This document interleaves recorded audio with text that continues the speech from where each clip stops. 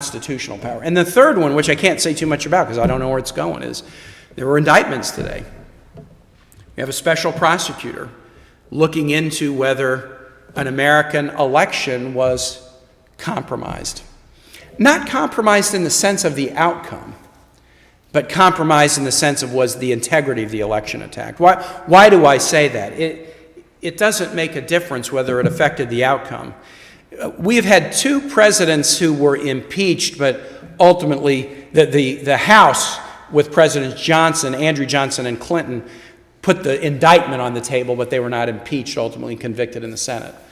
President Nixon is the only example of somebody. Now, he wasn't fully impeached, but it was clear that he would be, and for that reason he resigned.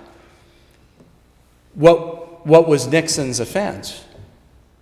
It began with the break-in of the Democratic National Committee before the 1972 presidential election to potentially destabilize the election.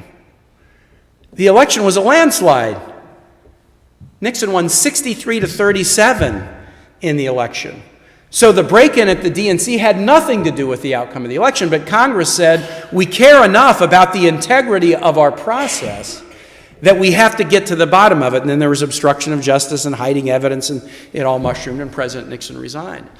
So what Director Mueller is doing in some ways is eerily similar to the Watergate situation, because it's about the integrity of an election, whether or not it affected the outcome, about the integrity of an election. There are two differences, at least two differences, and they cut each way. Nixon's activities occurred when he was a sitting president. That makes the Nixon example maybe more serious than actions taken by somebody running to be president.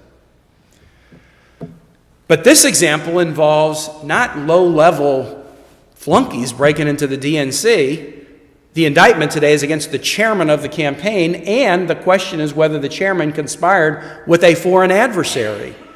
The head of our Joint Chiefs of Staff, Joe Dunford, says Russia is the principal state adversary of the United States right now.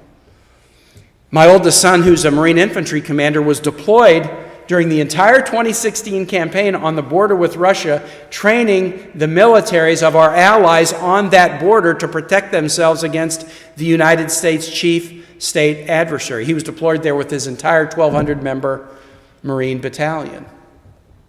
So the presence of the foreign adversary and the elevated level of the campaign chair compared to the flunkies that broke into the DNC makes this in some ways more serious.